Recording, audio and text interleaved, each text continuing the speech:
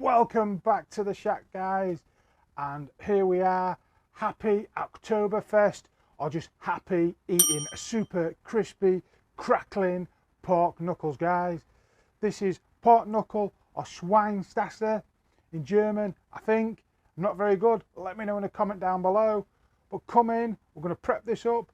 Before we do, we're going to fire up Big Red, our Kamado Kettle Joe, and then we'll get to prepping up the pork knuckles or Schweinstase. Again, let me know if I'm saying it wrong. Come in and let's set up Big Red. So we're going to be cooking on the lower section. So we've taken off the slow roller because I want them higher temps because we're going to get that crispy crackling. I've got some charcoal set up in the bottom, a couple of tumbleweed firelighters. We'll get them lit. Just stack some coal on top. We're going to let that warm up. We'll open up the bottom vent and we'll open up the top vent all the way, and we're going to be bringing that up to around 180 degrees Celsius or around that 350 degrees Fahrenheit, and then we'll roll that in that nice smoky barbecue for a couple of hours, and then we'll ramp up them temperatures. But for now, over here, and let's start prepping them pork knuckles. So we've got our lovely pork knuckles here, and we've had these in the fridge overnight. We salted up the skin and then left them open because you want that skin to really start to dry out, and then we've just patted them dry and brought them out to pop them on the board. And then what we want to do to encourage that fat to render is either get a knife, or I've got a sweet corn skewer, and take out your aggression and just jab and make lots of little holes in the pork. I'm going to go all the way around. Try not to stab your fingers. I'm not sure if you'll see this, guys, but we've now perforated that skin all the way around. I'm going to get on, do the other one, and then we'll get on to the rub. So we've now got these pricked up. The next thing that we need to do is take some white vinegar and only on the meat side give it a little dab. We want to keep the skin nice and dry, and this is going to help reduce some of that porky odour as it says in the recipe, and it's traditional, so why argue with tradition? And then once we've done that, we're going to take some salt and some pepper, and again we're just going to season up the pork, and some beautiful pepper over there, and then the last aromatic, a little bit of thyme on the meat side.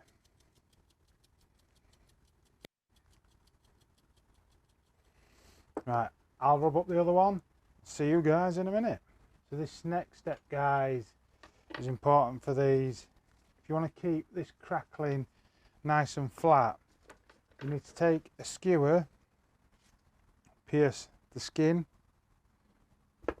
through the meat, and then on the other side, again without stabbing yourself, through.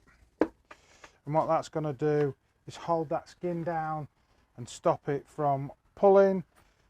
Do it in a crisscross fashion. So one more. Guaranteed to stab myself on video. I had to wrestle off camera there for a second, and I might have to do the same again. But that's now going to hold that skin down in place, and it's also going to prop up our pork knuckles. I'll get on and do the other one without stabbing myself, and then we'll pop it on the tray. I'm not going to lie, guys, I had to go get a knife to pierce that skin. Hardest part of the cook so far, getting some bloody skewers in. Right, I'm going to take our tray, and in our tray I've got a rack at the bottom so that they're not sat on the bottom of the pan. I'm going to set these up to sit inside. Adjust the skewers. Make sure that they're standing. And then we've got a litre of chicken stock, which we're going to just pour down in the bottom. You can add a beer for this, the recipe does call for beer, but Grace doesn't like a beer gravy. So we're just going chicken stock. Pop that down there. That's going to steam on the underside, keep that meat nice and juicy, and the skin is going to crisp up. Once that barbecue's up to temp, we'll take you over and pop her in. The pit's starting to come up on that temp, guys. Got the grill grates set up, got that nice fire rocking, and I'm hoping with this Kamado style grill that we're going to get that beautiful convection heat over the top of these pork knuckles. By adding that chicken stock in the bottom, that's going to shield the underside of these pork knuckles from that direct heat and let that smoky charcoal roll around these pork knuckles. And I do think I may get a little bit of beer just to glaze over the top when it gets near to the finishing, and we'll not tell Grace, it'll be our secret. Don't leave a comment down below to tell her, guys. Right, let's close this up, let them rock around that 180 degrees Celsius for a couple of hours, and then we'll check in on them. See you soon, guys. So it's been on for about an hour, and I do want to check, and I have been and bought myself some German beer, so I thought it'd be good to add a little bit of moisture to these porks. Let's have a look, see how they're getting on. Oh, they're starting to look beautiful. And the tip is now, it says just to pour the beer over the top. That's going to add some moisture beneath. Don't worry, this will evaporate quick in this oven. We'll save some back and we'll pop some more on in about another hour. Pork knuckles are definitely cooked now, guys.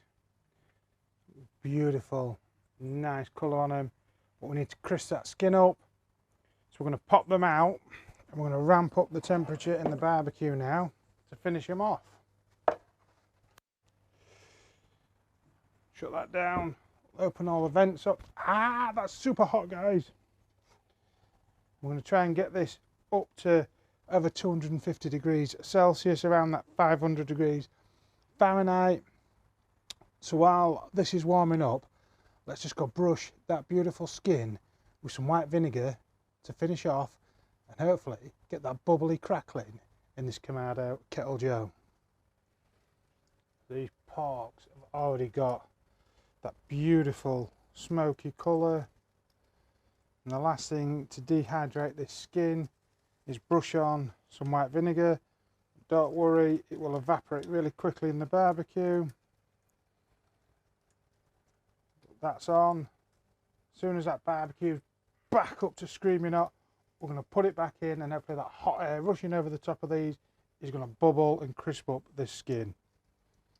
Right, you can see it now, guys, starting to scream past that 250 degrees Celsius.